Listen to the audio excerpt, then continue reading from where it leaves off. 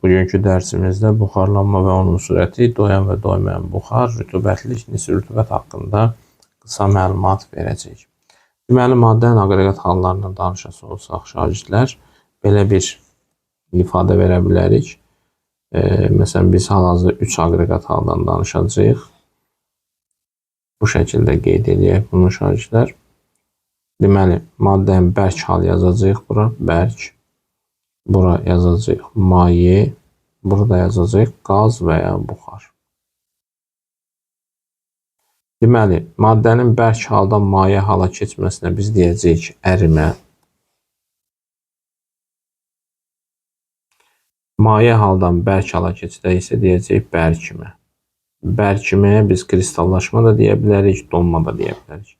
Sonra maye haldan birbaşa qaz halına keçidə biz deyəcəyik buxarlanma. Qaz haldan, buxar haldan maye hala keçməyə isə deyəcək kondensasiya. Ola bilər ki, maddələr birdən-birə bərk haldan qaz halına keçə bilər. Buna biz deyəcəyik sublimasiya. Qaz haldan birbaşa bərk hala keçməyə qrovun əmələ gəlməsi, məsələn, buna da deyəcəyik biz desublimasiya. Belə. İndi biz danışacağıq sadəcə buxarlanma prosesindən və kondensasiya prosesindən. Görək, buxarlanma və kondensasiya proseslərimiz nədir? Tutaq ki, şagirdlər, biz belə bir qab götürmüşük və həmin qabın içərisində mayemiz var. Mayenin səthindəki molekulları bu şəkildə təsəvvür eləyək. Onlar bir-birlərinə bağlıdırlar və həmin mayeni qızdırırıq. Müəyyən müddətdən sonra enerjisini artıran, səthdəki enerjisini artıran molekullarımız başlayır mayeni yavaş-yavaş tərk etməyə. Çünki enerjisi artır, yan qonşu molekulun cazibəsinə üstünlük gələrək mayeni tərk edir. Tərifi belə deyəcək ki, enerjisini artıraraq molekulun mayeni tərk etməsi prosesinə buxar əmələ gəlmə deyilir və ya buxarlanma deyilir.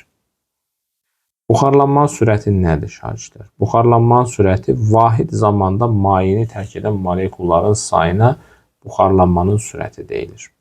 Vahid zamanda mayeni tərk edən molekulların sayına buxarlanmanın sürəti deyilir. Buxarlanmanın sürəti aşağıdakı amillərdən asılıdır. 1. Növdən asılıdır. Niyə növdən? Mayenin növündən asılıdır. Məsələn, tutaq ki, su biraz gec buxarlanır, amma spirt suya nəzərən daha tez buxarlanır. Demək ki, spirt molekulları arasındakı cazibə qüvvəsi mayenin öz molekulları arasındakı cazibə qüvvəsindən daha zəifdir. Ona görə spirt daha tez buxarlanır. 2. Temperaturdan.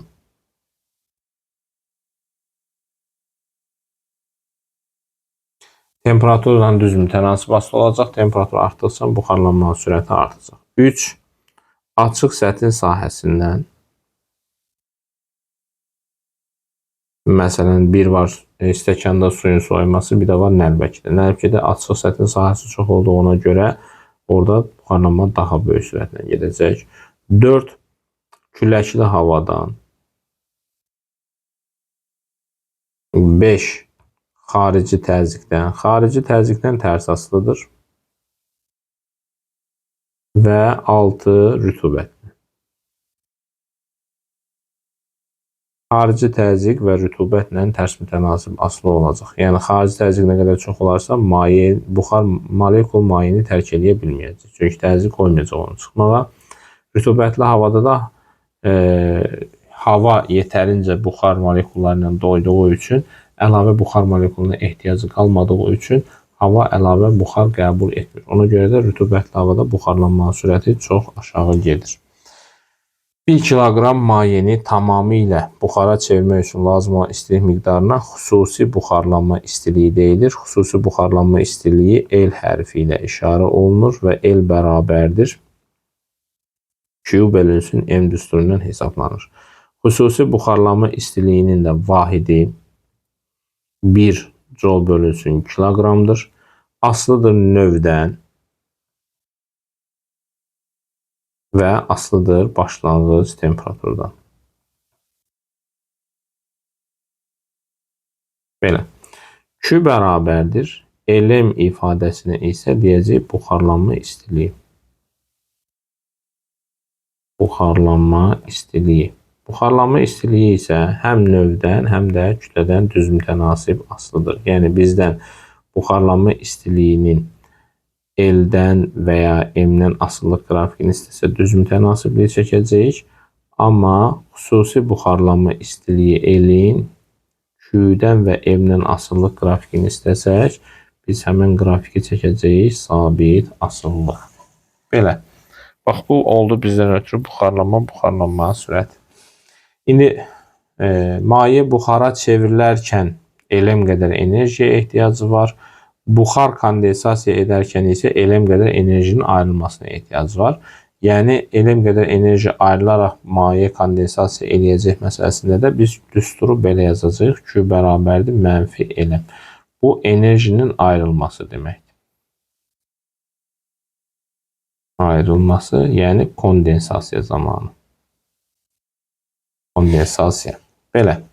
Bu oldu buxarlanma sürəti məsələsi. İndi qaynama temperaturunu da burada deyək. Deyəcəyik ki, mayenin bütün həcmində baş verən buxarlanma prosesinə qaynama deyilir. Mayenin qaynadığı temperatura qaynama temperaturu deyilir. Qaynama temperaturu yalnız mayenin növündən və atmosfer təzyiqindən asılıdır.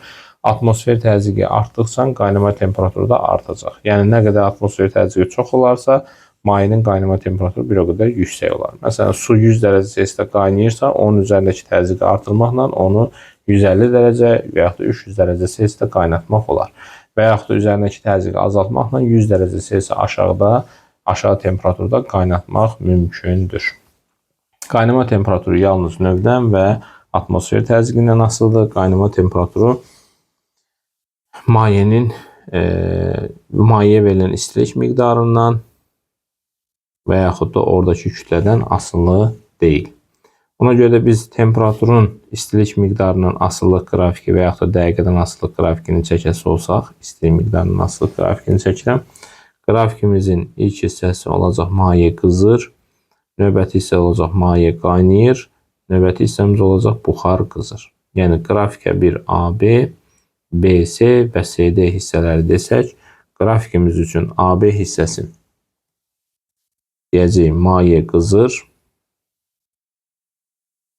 BC hissəsi deyəcəyik maye qaynayır, yəni buxara çevrilir. CD hissəsində isə deyəcəyik ki, buxar qızır. Və qrafiki bu şəkildə hissələrə ayırası olsaq şagirdlər, bura bir QC yazaq. Qrafikimizin bu hissəsi bizdən ötürü olacaq LM, bu hissəsi olacaq bizdən ötürü CM delta T. Yəni, biz mayeni qaynatmaq üçün ona verilən istilik miqdarını bu şəkildə yaza bilərik. Yəni, QC-ni CM delta T üstə gəlsin LM düsturu ilə yaza bilərik. Bu, qaynama prosesində mayeyə verilən istilik miqdarıdır. Qaynamaqda olan deyəndə şagirdlər, buradan da gördüyümüz kimi onu da qeyd edeyim, qaynama temperaturu sabit cəmiyyətdir. Qrafikdən gördüyümüz kimi, əgər bizə məsələdə desə ki, qaynamaqda olan deyirsə, artıq biz mayeni qızdırmağa ehtiyacımız qalmır. Yəni, CM delta T-ni yazmayacaq, sadəcə LM qədər enerjiyə ehtiyacımız olacaq. Amma məsələn, tutaq ki, 30 dərəcədə su götürüb qaynatmaq istəyiriksə, onu 100 dərəcə Celsiyə qədər əvvəlcə qızdırmalıyıq. Ona görə CM delta T üstə gəlsin, LM qədər enerjiyə ehtiyacımız var. Bu, oldu bizdən ötürü xüsusi buxarlanma istiliyi və qaynama. Mayenin bütün həcmində baş verən buxarlanma hadisəsinə deyəcəyik biz qaynama prosesi. İndi maye ilə onun doyan buxar arasındakı fərqi böhran temperaturda deyək. Maye ilə onun doyan buxar arasındakı fərqin yox olduğu temperatura deyirlər böhran temperaturu. Və böhran temperaturdan yüksək temperaturlarda heç bir təzyiq altında buxarı mayeyə çevirmək mümkün olmur. Bax, bu bizim mayemiz. Bu isə bizim olsun buxarımız, doyan buxarımız. Və verilmiş nöqtədə bunlar artıq bir-birlərini oxşayacaq. Buna yazacağım doyan buxar. Buraya yazacağım maye. Və bu hissə isə bizdən ötürü olacaq T böhran. Böhran temperaturdan yüksək temperaturlarda heç bir təzyiq altında buxarı mayeyə çevirmək olmaz. Böhran temperaturu nədir? Maye ilə onun doyan buxarının xassələrinin eyniləşdiyi temperatura deyilir. Məsələn, tutaq ki, 1 nöqtəsi və 2 nöqtəsi yazsa bizim üçün, biz baxırıq ki, 1 nöqtəsi böhran temperaturdan kiçikdir, 2 nöqtəsi isə böhran temperaturdan böyükdür. Ona görə deyəcək ki, 1-də mayeyə çevirmək olar, 2-də isə çevirmək olmaz. Bu da bizim böhran temperaturu. Təkrar deyirəm, maye ilə onun doyan buxarın xassələrinin eyniləşdiyi temperatura böhran temperaturu deyilir. İndi keçək doyan doymayan buxar anlayışına. Görək doyan buxar və doymayan buxar anlayışı nədir şagirdlər? Deməli, belə bir qapalı qab götürək əvvəlcə izah üçün. Belə bir qapalı qab götürürük və həmin qabın içərisində həm maye var, həm də buxar var. Şəkildə buxar molekulları var. Və biz onu, qapalı qab olduğuna görə həcm sabitdir və biz onu qızdırmağa başlayırıq. Elə bir hal gəlir çatır ki, artıq mayeni tərk edən molekulların sayı ilə mayeyə qayıdan molekulların sayı bir-birinə bərabərləşir. Yəni, 3 dənə molekul mayeni tərk edirsə, 3 dənə də molekul təzədən mayeyə qayıdır. Yəni, deyirlər ki, buxarla maye arasında dinamik tarazlıq yaranır. Deyirik ki, öz mayesi ilə dinamik tarazlıqda olan buxara doyan buxar deyilir. Bir yazacağıq doyan buxar. Öz mayesi ilə dinamik tarazlıqda olan buxara doyan buxar deyilir. Doyan buxar qanunlara tabi olmur. Tabi olmur. Yəni, bu demək ki, izoxar, izobar, izotermik proseslərin heç birini doyan buxar ödəmir. İndi gəlirik ikinciyə, doymayan buxar.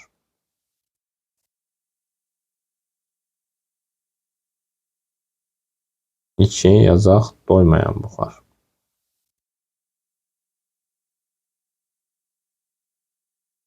Doymayan buxar nədir şagirdlər?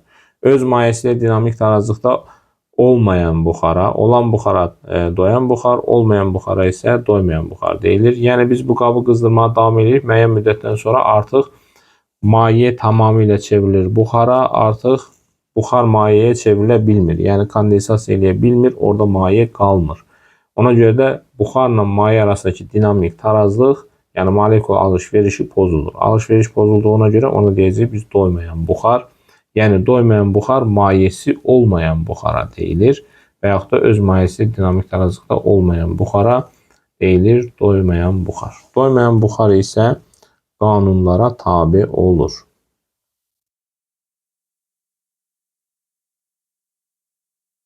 Doyan buxarın təzyiqi təqribən P0 bərabərdir NKT düsturu ilə hesablanır və onun təzyiqi konsentrasiya və temperaturun artması hesabına artır.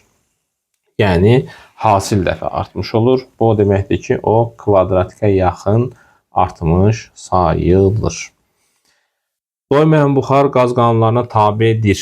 Bu o deməkdir ki, şagirdlər, doymayan buxar sözünü gördüksə, molekulyar kinetik nəzəriyyədə keçdiyimiz, tətbiq elədiyimiz bütün düstur və qanunları doymayan buxar üçün tətbiq eləyə bilərik. Məsələn, tutaq ki, izoxor prosesdə temperaturu 2 dəfə artırsaq, doymayan buxarın təzyiqi də 2 dəfə artar. Həcmin sabit qiymətində. Yəni, orada molekulyar kinetik nəzəriyyədə qaz qanunları necə ödənirdisə, doymayan buxar da qaz qanunlarını eyni şəkildə ödəyəcək. İndi bizim burada 2 dənə variantımız var. Bunların bir-birinə çevrilməsi prosesi. Birinci, götürəcək həcm sabitdir. Həcmin sabit qiymətində doyan buxarla doymayan buxarın bir-birlərinə çevrilməsi prosesinə baxacağıq. Qrafik çəkəcəyik. Təzyiqin temperaturdan asılı qrafik. Qrafikimizi bu şəkildə çəkək. Qrafikimizin bir hissəsi bu cürdür. Baxın şagirdlər, bax bu cürdür. Digər tərəfi isə bu cürdür. Bura yazıram A nöqtəsi, bura yazıram B nöqtəsi, burada yazıram C nöqtəsi. Artıq bizim qrafikimizin AB hissəsi olacaq bizdən ötürü doyan buxar. Niyə? Çünki baxırıq ki, A, B hissəsi qaz qanunlarına tabe deyil. Həcm sabit olduqda təzyiqlə temperatur xətti düz asılı olmalıdır. Amma burada xətti asılı olmayıb. Ona görə bu olur doyan buxar. Gəlirəm BS hissəsinə. BS hissəsi isə məndən ötürü olur doymayan buxar. Niyə? Çünki o qaz qanunlarına tabedir. Doymayan buxar. İndi baxın şagirdlər, doyan buxardan doymayan buxara getmək üçün mən nə etməliyəm? Temperaturu artırmalıyım. Ona görə deyəcək ki, izoxor prosesdə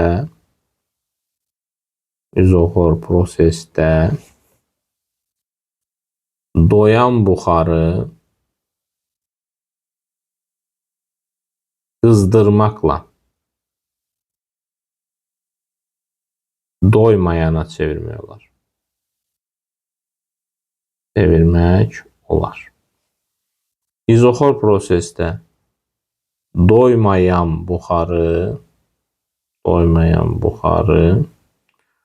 soyutmaqla doyana çevirmək olar. Belə. Vəssalam. İndi doymayan buxar qaz qanunlarına tabe olmadığı üçün şagirdlər biz bu qrafiki bu şəkildə də çəkə bilərik. Temperaturdan asılılıqdan gedir söhbət. Doyan buxarın və doymayan buxarın kütləsinin, sıxlığının və konsentrasiyasının temperaturdan asılılıq qrafikini bu şəkildə görəcəksiniz. Yenə də qrafikimizin AB hissəsi doyan buxardır, BS hissəsi isə doymayan buxardır. Yəni həcmin sabit qiymətində doyan buxarın temperaturu artanda onun konsentrasiyası da, sıxlığı da, təzyiqi də, kütləsi də neynir? Artır. Bax, bu oldu bizdən ötürü doyan buxarın izoxor prosesdəki çevrilməsi. İndi gələk ikinci halımıza.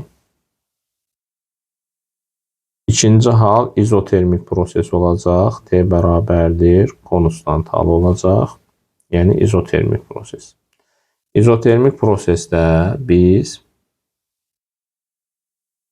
təzyiqin temperaturdan asılılıq qrafikini çəkəcəyik və qrafiki bu cür çəkirik.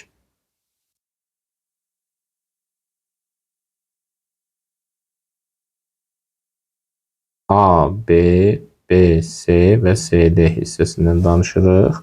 Qrafikimizin AB hissəsi, BS hissəsi və CD hissəsi. Qrafikimizin AB hissəsi olacaq doymayan buxar. Niyə? Çünki qaz qanunlarına tabedir. Temperaturumuz sabit olanda P ilə V tərs asılı olması lazımdır. BS hissəsində gördüyümüz kimi tabe olmayıb. Buna isə deyəcəyik biz doyan buxar. C nöqtəsində buxar tamamilə kondensasiya mayeyə çevriləcək. CD hissəsi isə olacaq mayenin sıxılması. Vəssalam. İndi baxın, doyan buxardan doymayan buxardan doyan buxara getmək üçün mən həcmi azaltmalıyam. Üzr istəyirəm, burada temperatur yazmışam. Həcmdən asılı, çünki temperaturu sabit saxlamışıq. İndi burada həcmi azaltmalıyıq. Əgər doyandan doymayana gediriksə, həcmi artırmalıyıq. Ona görə də cümlə olaraq bayaqki cümlədən yazacağıq ki, izotermik prosesdə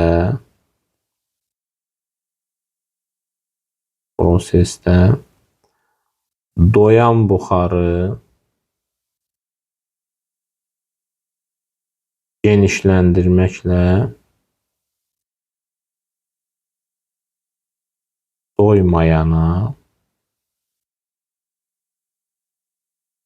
doymayan buxarı isə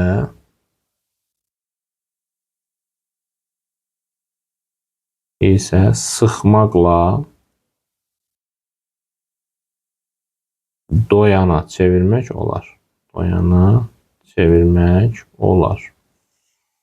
Yəni, temperaturumuz sabitdirsə, izotermik prosesdə doyan buxarı doymayana çevirmək istəyirsə onu genişləndirəcəyik. Doymayanı doyana çevirmək istəyirsə onu sıxacağıq.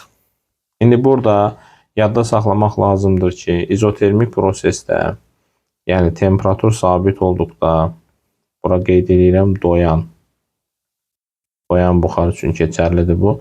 Temperatur sabit olduqda doyan buxarın konsentrasiyası da sabitdir. Sıxlığı da sabitdir. Çünki qaz qanunlara tabe deyil, təzyiqi də sabitdir. Yəni doyan buxar üçün bu 4 kəmiyyətdən hər hansısa birini sabit görürüksə, digərləri də sabitdir. Məsələn, tutaq ki, bizə belə bir sual verə bilər. Deyər ki, doyan buxarın konsentrasiyasının həcmdən asıllıq qrafiki verilmişdir. Həcmdən asıllıq qrafiki verilmişdir. Buxarın kütləsi və sıxlığı necə dəyişir? Mən deyəcəm ki, doyan buxardırsa, konsentrasiyamız sabitdirsə, avtomatik sıxlığımız da sabit qalar. Sıxlıq sabitdir, n bərabərdir rho v düsturuna əsasən həcmimiz artdığına görə buxarın kütləsi neyiniyər? Artar. Buxarın kütləsi artırsa, mayenin kütləsi azalar. Çünki burada mayenin buxarın da mayeye çevrilməsi prosesi baş verib. Belə şagirdlər. Bu da doyan doymayan buxar haqqında məlumatımız. İndi keçək rütubətliyə. Tərkibində su buxarı olan havaya rütubətli hava deyilir. Havadakı su buxarının mayesi olmadığına görə şagirdlər, havadakı su buxarı doymayan su buxarıdır. Havadakı su buxarının yaratdığı təzyiqə parsial təzyiq deyilir. P hərfi ilə işarə olunur. Parsial təzyiq. Havadakı su buxarının kütləsinin verilmiş həcmi olan nisbətinə mütləq rütubət deyilir. Rho hərfi ilə işarə olunur. Buna deyəcəyim mütləq rütubət. Mütləq rütubətin vahidi şagirdlər olacaq 1 qram bölünsün kub metr. Yəni mütləq rütubət anlayacağımız dildə havadakı su buxarının sıxlığına deyilir və rho hərfi ilə işarə olunur. Mütləq rütubət biraz hesablamaq çətin olduğu üçün şagirdlər nisbi rütubət anlayışından istifadə edilir. Nisbi rütubət nədir? Nisbi rütubət havadakı su buxarının təzyiqinin, yəni parsial təzyiqin həmin temperaturlu doyan buxarın təzyiqinə olan nisbətinə nisbi rütubət deyilir. Fi hərfi ilə işarə olunur, vurulsun 100%. Bu olacaq bizdən ötürü nisbi rütubətimizin düsturu. Və yaxud da tərifi bu şəkildə də deyə bilərik ki, havadakı su buxarının sıxlığının, yəni doymayan buxarın sıxlığının, doyan buxarın sıxlığına olan nisbətinə deyəcək nisbi rütubət. Vurulsun 100%. Bu da bizim nisbi rütubətimizin düsturları. Rho böl rho 0 və yaxud da P böl P0. İndi rho böl rho 0 düsturuna əsasən mən fiini belə də yaza bilərəm. Rho'nun yerinə M böl V, M bölünsün V vurulsun, rho 0 vurulsun 100%. Yəni bizim nisbi rütubətimiz kütlə ilə düz, həcmlə necə asılıdır? Tərs mütənasib asılıdır. Nisbi rütubətimiz psixrometr adlanan cihazla ölçülür. Psixrometrin 2 termometri var. Quru və yaş termometr. Quru termometr otağın temperaturunu ölçür. Yaş termometrin göstərişi quru termometrin göstərişinə nə qədər yaxındırsa, otaqdakı rütubətlik bir o qədər çoxdur. Quru və yaş termometrlərin göstərişləri bərabər olarsa, o zaman rütubətlilik 100% olar. Rütubətliyin 100% olması kondensasiyanın başlaması deməkdir. Kondensasiya. Belə. Havadakı su buxarı doymayan buxar idi şagirdlər. Doyan buxarla doymayan buxarın xassələrinin eyniləşdiyi temperatura isə şeh nöqtəsi deyilir.